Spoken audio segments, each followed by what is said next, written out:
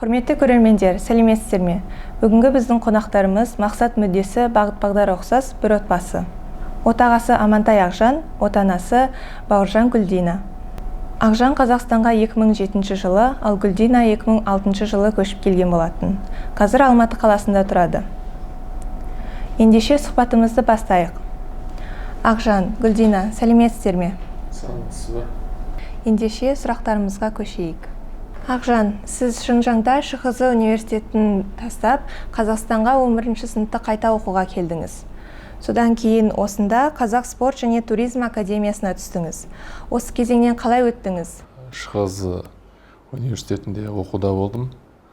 Сосын осы қазақ елінде мен досым болды. Сол оқуда болатын. Ол маған айтты осындай жақсы жерлерін қызықтырып айтты. Ол кезде жас болған соң көп ойланбастан сол осы жаққа келу ойымды үйдегілерге айттым, әке-шешеме ақылдастық. Сосын бір тұжырымға келіп, өзімнің шешімімді сұрады. Өзің қалайсың ба баруды? Сол жақта қалуды өзің қалайсың ба іштей?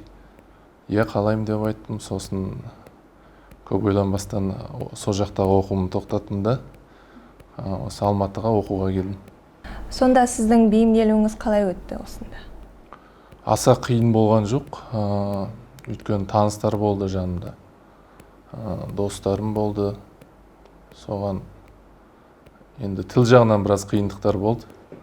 Ол кезде енді жалпылама орысша біраз басымдау болатын. Басында орысша түсінбедім. Ақырындап өзім мұғалімдерім көмектесті. Өзім негізінен кішкене кезден сыртта өстім. Соған бейімделу қиын болған жоқ. Тез бейімделіп кеттім. Гүлдина, сіз орта мектепті оқып жүргенде осында көшіп келдіңіз. Содан кейін Еуразия ұлттық университетіне түстіңіз. Мамандығыңыз педагогика және екі шет тілі.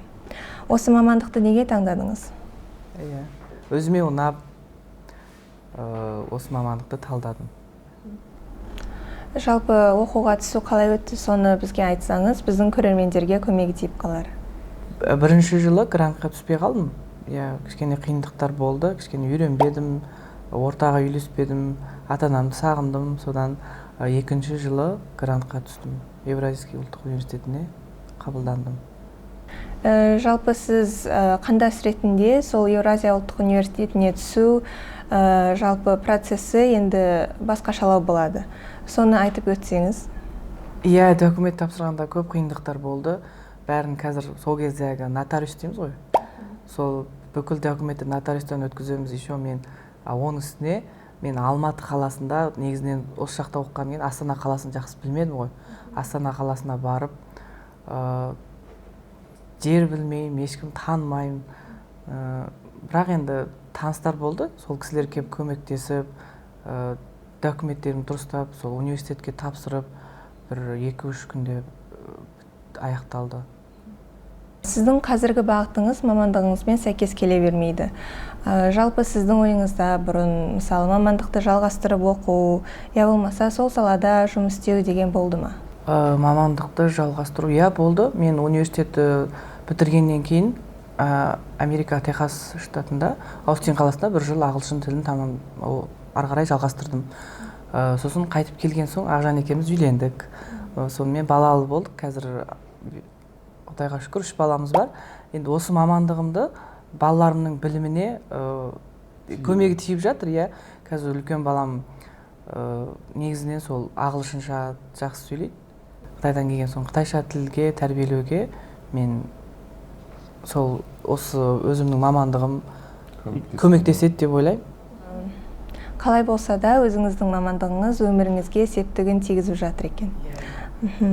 Сіздер университетте танысқан екенсіздер. Құпия болмаса бізге айтып өтсеңіздер, қалай танысқандарыңызды?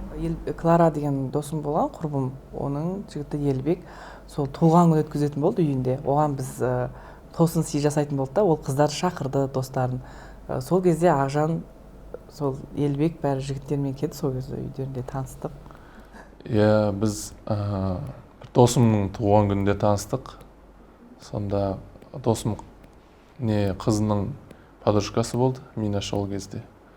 Сосын сол күні екеуміз бірінші рет бір-бірімізді көрдік.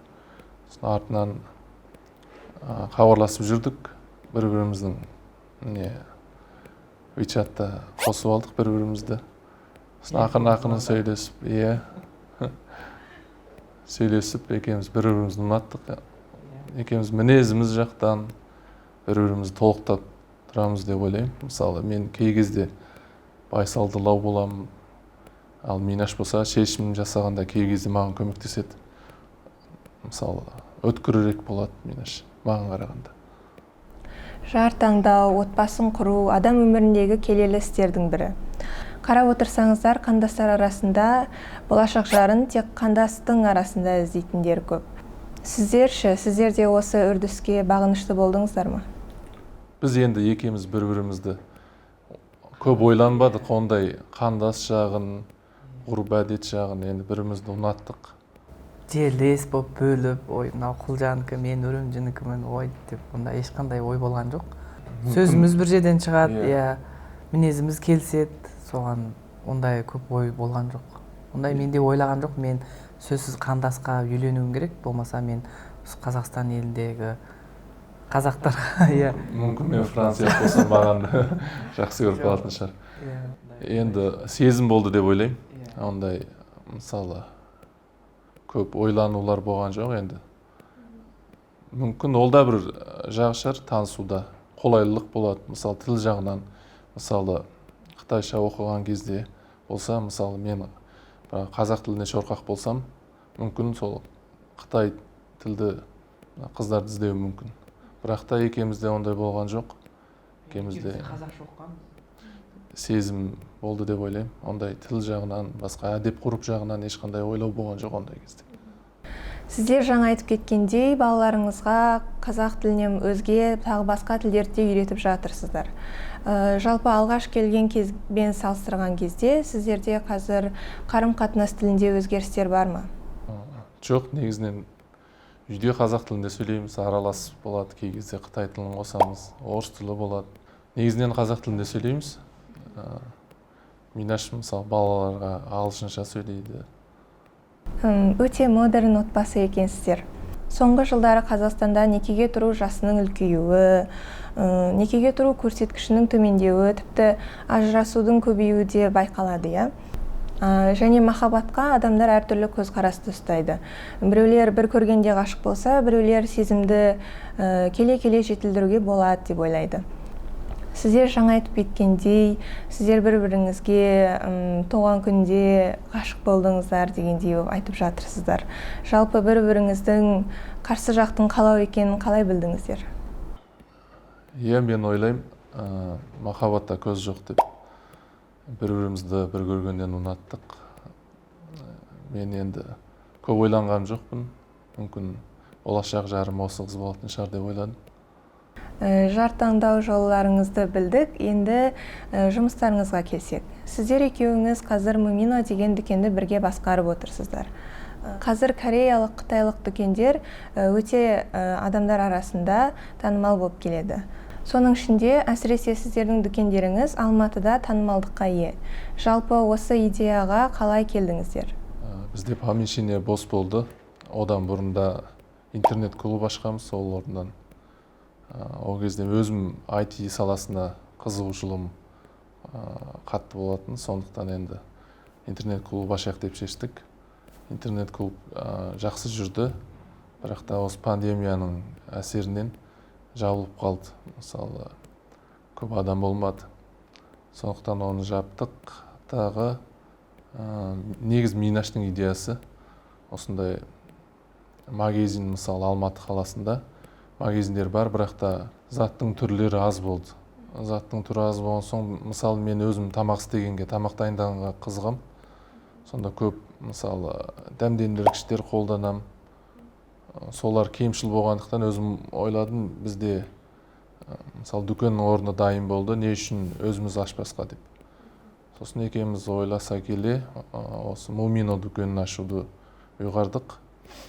Бастабында қиындықтар болды. Өйткені бұрында сату саласымен шұғылданып көрмедік.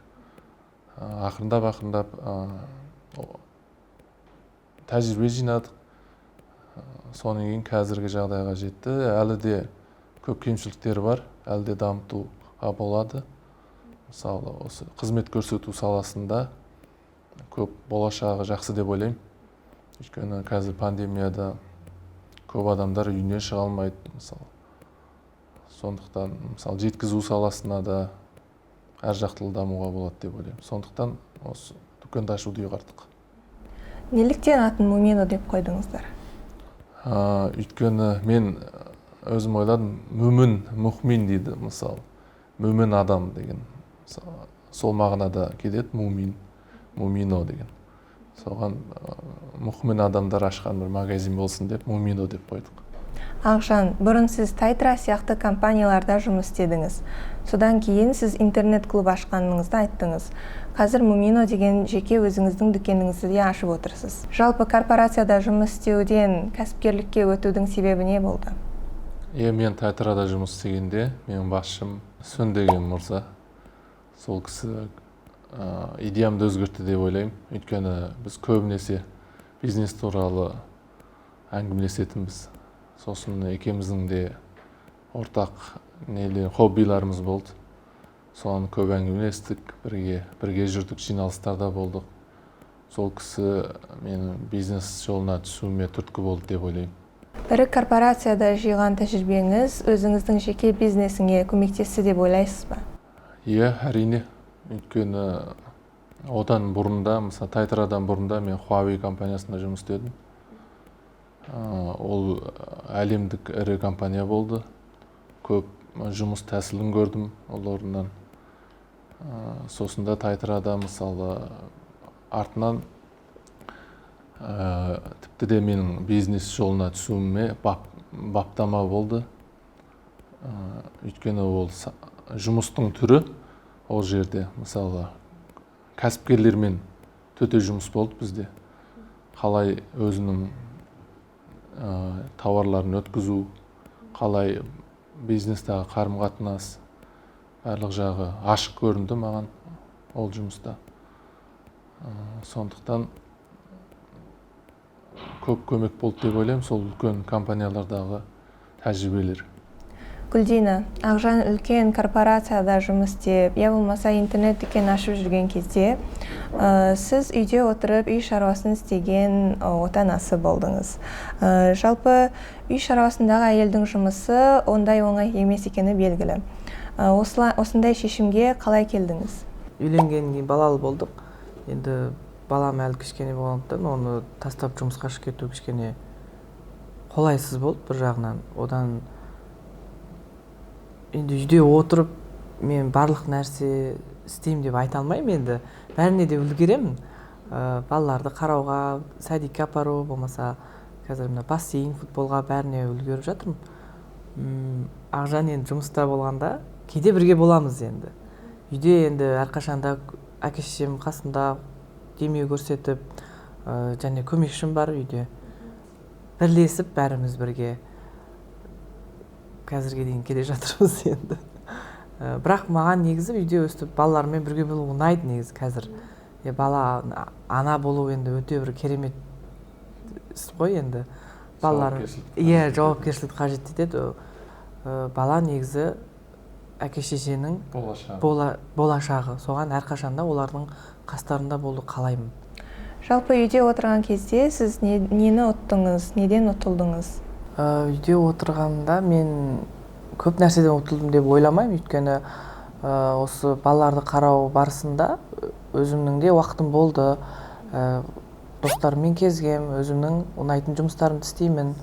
Енді ата-ана болған соң, бала болған соң, бұрынғы қыздар, жігіттер сияқты далаға шығып кетемін, қыдырамын, басқаша жұмыстарға уақытында шыға алмай қаламыз. Уақыттан ұтылдым деп ойлаймын, бірақ бала тәрбиесінен ұтты деп ойлаймын. Бала тәрбиесінен ұттық, иә. Әрқашанда балаларымыздың қасында болып, бұрынғы сияқты ойбай көшеге шығу керек, ойбай ана достарымызбен кезу керек деп кей кезде шыға алмай қаламыз балалар үшін.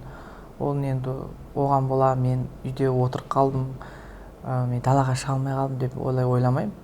енді балалармен болудың өзі бір қызық үйде. Олармен бірге бала болып, олармен бірге ойнап, сонымен уақыт өтіп кетеді.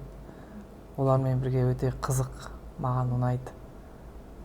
Соларды алып жүру, тамағын беру, далаға шығу, қыдыру, әйтеуір өте қызық олармен, балалармен. Енді бала тәрбиесі маңызды деп ойлаймыз. Енді бала кішкентайынан ананың мейірімінде өскені жақсы ғой. Ананың тәрбиесі бөлек, әкенің тәрбиесі бөлек болады деп ойлаймын. Енді әке өзінің айбатымен асқар тау әке деп айтады ғой. Сол сияқты ер адам түздің адамы болады. Сыртта осы семьяңның несібесін теріп жүресің. Үйге келгенде де, мысалы, бала тәрбиесі кем болмау керек. Әкелік өзің борышыңды өтеуің керек деген сияқты. Шешесі енді үйде білім жағынан болсын, мысалы, мораль тәрбиесі әр жақтан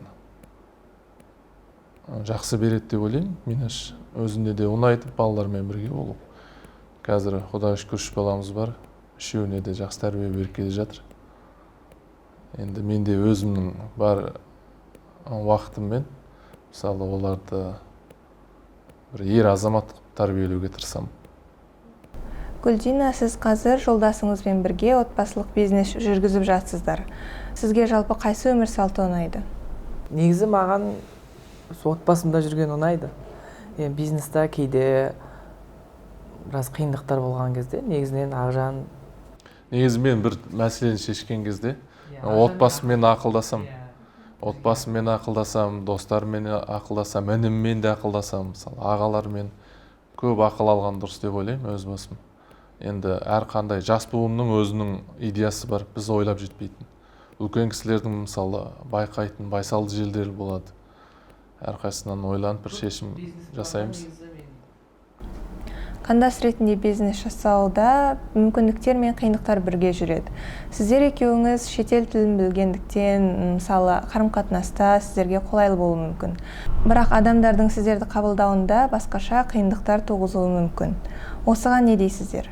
Мысалы, магазинде көбінесе бізде өзімізден келген қандастар ғана емес, жергілікті тұрғындар да көп келеді. Сосын сұрайды бәрін, мынау не керек, мынау неге деп. Соның бәрін түсіндіруге тырысамыз. Магазиндегі қыздарға кейде қиын болып қалады, өйткені кейбір нәрселерді орысшаға толық жеткізе алмай қалады. Енді біз тіл білгендіктен, мысалы, Қытай тілін білгендіктен, мысалы, бізге қолайлы болады деп ойлаймын. Ол жақтан тауар сатып алған кезде. Ал енді сату мәселесінде көптеген қиындықтар жоқ енді. Бірақ та енді жергілікті халыққа оның рөлін түсіндіру үшін, мысалы, дәмдендіргіштерді қандай тамаққа қосады, бұның аты не деп қызығады, мысалы, көп кісілер. Сол кісілерге түсіндіру кезінде кейбір нақтылы жеткізіп түсіндіру қиын болып қалады, кейбір заттарды. Сол жағынан қиындау болады, бірақ та енді қазір жалпылама бізде бәрі лагман жейді, мысалы, өзіміздің тапанжи дейді, жалпыласып кеткен тағамдар. Мысалы, соларға керекті заттарды қиналмастан тауып болады бізден. Сұранысқа ие негізінен әр жақтылы. Біз енді кішкентай кезімізден, Қытайда туылып өскеннен кейін, о жақта қандай нәрсе дәмді, қайсы нәрсе қыздар жақсы көреді, соның бәріне, солардың көбін жақсы түсінеміз де, соған сұранысқа ие заттарды көп алып кіруге тырысып жатырмыз, тағы да көп үлкейтуге. Сіздер дүкенді 2021 жылдың наурызында аштыңыздар. Жалпы бұл кезде пандемия болып жатты. Әрі ол кезде пандемияның әсерінен тасымал да қиындап, бөлшек саудаға да әсер етті. Сіздер осы кезеңнен қалай өттіңіздер? Пандемия кезінде жұмыс бастау қиын болды бізге. Өйткені ол кезде көп кісілер үйден шығудан, барып зат алудан қорықты. Бірақ та енді жеткізу саласы қазір жақсы дамыған деп ойлаймын. Сондықтан біз үйіне дейін жеткізіп береміз, көп заттарды таксиге салып жібереміз деген сияқты. Артынан жақсы болып кетті жұмысымыз. Және де сол реклама беру жағына көңіл бөлдік. рекламадан көрді көп кісілер. Сосын заказды біз тәкстильдермен мысалы контактсыз бір-бірімізге салып жіберіп жаттық товарларды. Тасымалдау саласында қиындықтар туындатты. Пандемияда шекара жабылды, тасымалдау ақырындады. Соған заттарымыз шекарада тұрып қалған кездері болды. Сол қиындықтар туындатты. Магазинде мысалы заттың түрлері азайып қалды, жеткізу ақырын болған соң. Оның бәрі ақырындап жақсарды. Қазір көптеген жастар кәсіпкер болғысы келеді. Оның себебі мысалы жұмыс уақытының еркіндігі, немесе табыс мөлшерінің жоғарылығы, шығармашылық идеяларды қолдана алатындығы. Ақжан, сіз өз тәжірибеңізге сүйене отырып, жаңа бизнесті әсіресе бөлшек сауданы жүргізгісі келетін жастарға не айтар едіңіз? Еркін уақыт болады деп ойламаймын, өйткені өзің жеке жұмыспен айналысқан соң, ол керісінше уақыт тапшы болады деп ойлаймын. Өйткені өз жұмысың, мысалы сіз таңғы 8-ден кешкі 5-ге дейін, кешкі 6-ға дейін жұмыс істеймін деп өзіңізге олай талап қоя алмайсыз. Өзіңіз жұмыс болған соң күні түнімен жұмыс істейсіз. Мысалы кейде түнде хабарласу керек болады. Мысалы біздің магазин таңғы 10-нан кешкі 9-ге дейін, 9:30-ге дейін жұмыс істейді. Сонда ғана мысалы табысты арттыруға болады. Басқа да жеке жұмыстарды солай деп ойлаймын. Негізі жеке жұмыспен айналысқанда сол уақыт тапшы болады. Бәріне өзің үшін жұмыс істейсің. Соған қиындау болады деп ойлаймын. Қазіргі бизнесті бастағысы келетін жастарға қандай кеңес бересіз? Қазіргі бизнес бастайтын жастарға кеңесім үздіксіз жұмыс істеу керек, өз-өзімен жұмыс істеу керек, көп информация алу керек. Ең бастысы батыл болу керек. Шешімге тез бару керек. Егер де көп ойланатын болса, мысалы бизнесті күтіп тұрмайды ғой, бір шанстар өтіп кетуі мүмкін. Негіз батыл болып істеп көргенде ғана, мысалы қателеспеу үшін қателесу керек дейді ғой. Сол сияқты қателесіп көрген соң бар, сіз өзіңіздің қатеңізді дұрыстауға мысалы ұмтыла аласыз. Егер қателігіңізді көрмей жатып, оны бір саланы жақсы істеп кетуге де болмайды. Әр жақтылы болу керек, мысалы жеке жұмыспен айналысу үшін. Жастар негізінен батыл болу керек біріншіден, және шешім жасауға, одан қалса өзінің білімін арттыру керек. Мысалы ең жақсы шетел көрген жақсы, жер көріп, ел көріп жүрсе, мысалы көп идеялар келеді. Басқа да тек қана бір бизнеспен емес, көп бизнеспен айналысуға болады жастарға. Қазір мысалы бұрынға қарағанда көп мүмкіндіктер бар.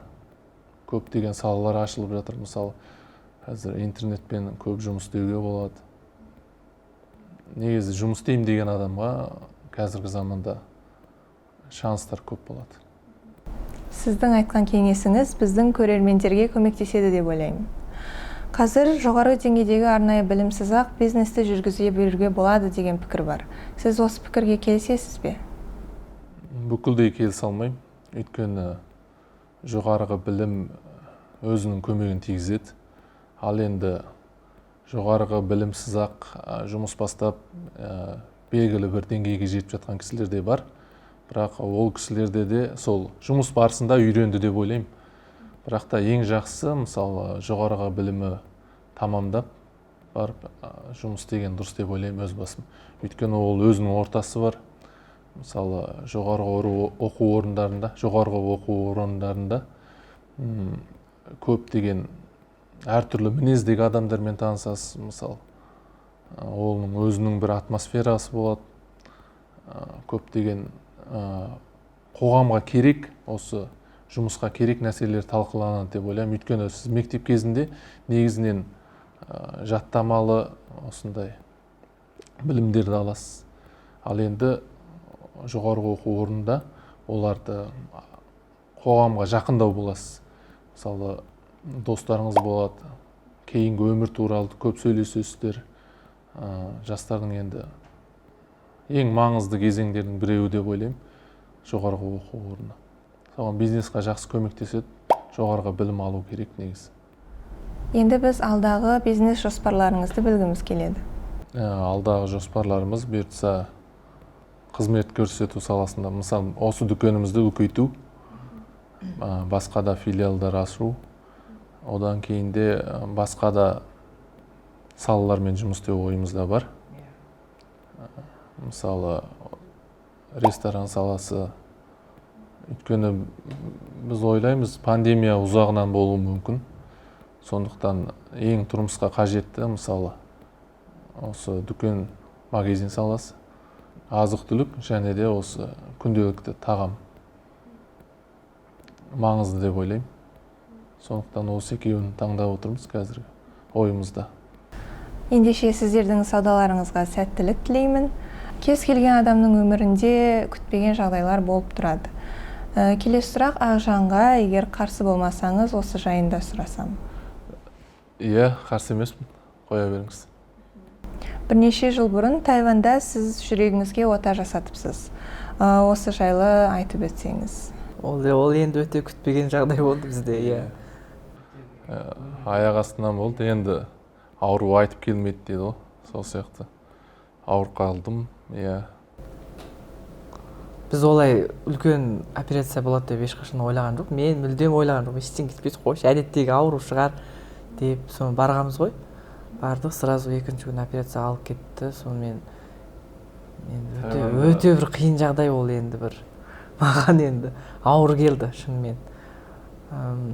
Сразу ағама хабарластым, әке-шешеме хабарластым, әйтеуір ол кісілер сразу келді ертесі күні. Сонымен Ақжан операцияға алып кіріп кетті. Бір 3 күндей реанимацияда жатты. Сол кезде бір тілейтінім әйтеуір аман есен сауығып кетіп, балаларымыздың қасымызға қайтсақ, өз елімізге қайтсақ деп не қылдық енді. Иә, қиын болды, аяқ асты болды. Ауырып қалдым, сосын ойланбастан Тайванға бардық, өйткені одан бұрын да Тайванға барып жүретінбіз. Денсаулық тексертуге және басқа жұмыстармен. Бардық, самолеттан қонған соң кәдімгідей біраз ауру сезімдер болды. Сосын дереу отаға алып кетті мені. Енді оны қайта ойлағым келмейді, шынын айтқанда. Қиын болды. Менен бұрын, мысалы, Минашқа қиын болды. Ол кез жалғыз болды ол жерде, менің қасымда. Мен 14 сағат операция болды. 14 сағаттан соң Аллаға шүкір ота сәтті болып, аман қалдым. Сол кезде барып көп нәрсенің қадірін біледі екенсіз. Семья, ата-ана, бір айтады ғой, кино сияқты өтеді сол кездер, өлім аузына келгенде деген. Дәл сондай болды шынымен де. Енді қайталанбас екен деп ойлаймын. Сол кезде бәрін ойлайсыз, мысалы, балам бар-ау, әке-шешем бар-ау, көп ойлар келді, бірақ та Аллаға шүкір аман қалдым. Минаш қасымда болды отадан соң 1 ай болдық больницада. Орталықта да және қиындықтар болды, бірақ Аллаға шүкір сауығып кеттім. Мына жақта Алматыда қалған соң мен 2 аптада бір келіп тұрдым. Ана жақта енді ағам келді, әке-шешем бар, Ақжанға қарайласып тұрды. Деп сол білінбей аман есен үйге оралдық 1 айда. Иә, орталықта Минаш балалар Алматыда қалғандықтан Алматыға ұшып барып келіп тұрды, 2 аптада бір барып. 2 аптада. Минаш кетіп қойғанда мен ол кезде тамақтан да көп маған қиын болды, өйткені халал тамақ тауып жеу қиын. Оның үстіне больницадан алыстап кете алмайды. Минаш бар кезде біз Линкоу деген Тайбэй қаласының қасындағы қалада болдық. Тайбэйдағы ең үлкен больница. 2 сағаттай жол ғой дейме? 2 сағаттай жол. Метромен тез жетіп болады. Қалаға барып, маған тамақ әкеп. Неуромен әкеп берем. Халал неуромен бар. Соны жегісі келеді, соны барып алып кеп берем. Соны мамамдар осы жақтан ет апарды. Соны етпен әйтеуір тамақ жасап. Өйткені көп қан жоғалттым операция кезінде. Соны қан толықтыру үшін, мысалы, ет же деп айтты дәрігер. Сондықтан ет жеуге тырыстым. бірақ та Минаш Алматыға кеткен кезде маған қиын болды тамақтан. Жанында бір маған қарайтын кісі болды. Ол кісі сол жергілікті кісі. Ол кісіге мысалы түсінеді ол мен сөзімді. Бірақ та енді мен жейтіндей енді ет жеп өспеген кісілер. Иә, кей кезде мен мысалы мұсылман екенімді ұмытып қалады. Басқа тамақтар алып келеді, жей алмай қалам. Сол кезде қиындықтар болды. Қазір Құдайға шүкір жақсы денсаулығым. Түрлі күрделі жағдайларды бастан өткерген адамдар өмірге деген көзқарасының өзгеріп кететінін айтады. Сіз жалпы осы отадан кейін өзгердіңіз бе? Иә, өзгердім деп ойлаймын. Мінезімде біраз өзгерістер болды деп ойлаймын. Өйткені бұрында біраз тез ашуланатынмын. Сосын бір қиыншылықтарға душар болғанда көп андай бас ауыртатын, не үшін осылай болады деп. Осындай бір қиыншылықтардан өткен соң мен сабырлы болуға тырыстым өзім. Барлық нәрсеге жеңіл қарауға, көп ненің маңызды екенін түсіндім. Қысқасы семьяның, ата-анаға жақын болу керек екенін. Бізден кейінгі буындарға айтарым сол, ата-анасының қасында барынша ата-ананың қасында болуы керек негізі. Сол кісілердің ризашылығын алып. Бұл өмірге келген соң енді әр дінде айтады ғой, әр басқан адымыңда өлімді еске алып тұр деп. Бұл өмірге бәріміз жолаушымыз, бәріміз уақытша келгенбіз. Сондықтан барынша жақсылық жасау керек. Әрқандай адамға ашу көтермей, бірінші байыппен бару керек екенін түсіндім. Осы істен соң өткінші өмірде бәріміз аман есен өтейік. Иә, адамзатқа ең маңызды отбасы құндылығы ол қиын қыстау кезеңде бір-бірінің қасында бола білуі, иә. Жас отау болсаңыздар да, сіздердің отбасыңызда осындай құндылық қалыптасқаны көрініп тұр. Сіздер үшін бұл шынымен де бір қиын кезең болды. Осындай тосын жағдайларға қалай әрекет етуді, жалпы қалай қабылдауды сіздерге үйретті ме? Иә, аяқ астынан болғандықтан енді барлығын күтпейді ешқандай адам. Енді оның алдын алу керек, тек қана тосын жағдайдың. Денсаулық жағынан болса, енді алдын ала жылына, не болмаса жарты жылда бір, ең жақсы жарты жылда бір тексеріп тұрған дұрыс. Денсаулығын тексеріп бүкілдей, барлық жерін. Бізде негізі өзіміз қазақ халқы бәріне немқұрайлы қараймыз. Негізі олай істеуге болмайды. Бәрін тексеріп, алдын ала соның түбегейлі алып тастау керек деп ойлаймын. Денсаулық енді зор байлық деді, денсаулық бірінші орында тұру керек. Біздің қазақта айтады ғой, қазақта екі ауыр, біреу көз тиген, біреу суық тиген деп. Негізі кей кезде оған да сенуге болмайды. Мен мысалы Ақжан ауырған кезде айттым ғой, ой саған суық тиген деп. Жүре бергенбіз ғой. Әйтеуір Аллаға шүкір, Тайваньға барып уақытында ота жасатып үлгердік. Соған әрқандай адам ауырғанда дер кезінде медицинаға жүгіну керек деп ойлаймын. Өмірде түрлі күтпеген жағдайлар болып тұрады. Оған тосқауыл қоя алмайтын болғандықтан оның алдын алу, я болмаса оны қабылдай білу ерекше маңызды. Енді бірнеше жеңіл сұрақ қойғым келіп тұр. Жалпы бір-бірлеріңізді қалай жақсы білетіндеріңізді сынайтын сұрақтар. Біріншісі, жарыңызға қайсы түс ұнайды? Минашқа сұр түс ұнайды. Ақжанға ақ и көк түс ұнайды. Жарыңыз бос уақытында немен айналысқанды ұнатады? Иә, Минаш бос уақытында кітап оқығанды ұнатады. Үйдің дизайнын жасағанды ұнатады. Ақжан болса ютубтан өзіне тиісті информация көрген ұнайды. Әртүрлі сұхбаттар көрген ұнайды Ақжанға. И баскетболға барады қазір. Жарыңыз саяхатқа ең барғысы келетін жер қай жер? Куба ма? Куба. Иә, дұрыс айтады. Бізге Тайвань ұнайды, Минашқа да қатты ұнайды Тайвань. Өйткені бір жағынан тілден қиналмаймыз. Онан кейін оның халқы қазаққа ұқсайды. Андай бауырмал, онан кейін ашық жарқын бір-түрлі, бір-бірін демеп, солай танымаса да бір-біріне күліп сөйлеп солай істейді. Сол жағы ұнайды. Ол жақта өте қолайлы. Ауа райы ұнайды. ылғалды. жемек ішпектері де керемет. Бәрі ұнайды негізі. Жарыңыздың күнде аузынан тастамай жиі айтатын сөзі қандай? Дін жағына жақын болған соң, Аллаға шүкір, иншаллах, алхамдулиллах деген сөздерді көп айтады, иә. Минаш көп айтатыны сол, бұйыртса, Алла бұйыртса деп сөйлейді. Енді бәріміз мұсылман болған соң, сол шүкір, бисмиллах деп бастаймыз. Көбінесе сол сөздер айтылатын шығар деп ойлаймын. Жарыңыздың сүйікті тағамы қандай? Ақжандікі лағман. Минаштікі ашты заттар сол. Ашты және тәтті заттар жақсы көреді. Торт жеген жақсы көреді, бірақ соңғы кезде азайтып жүр. Жарыңызбен алғашқы кездесуіңіздің уақыты мен орны естеріңізде бар ма? Иә, әрине есімде. Жаңа айтып өткенде 2011 жылы 4-ші айдың 2-сі. Кешкісін. Елбек, Кларадардың. Кларадардың. Елбекке туған күн өткізіп сол жерде соған тосын сый жасап бәріміз. Сол кезде кезіккеніміз бірінші.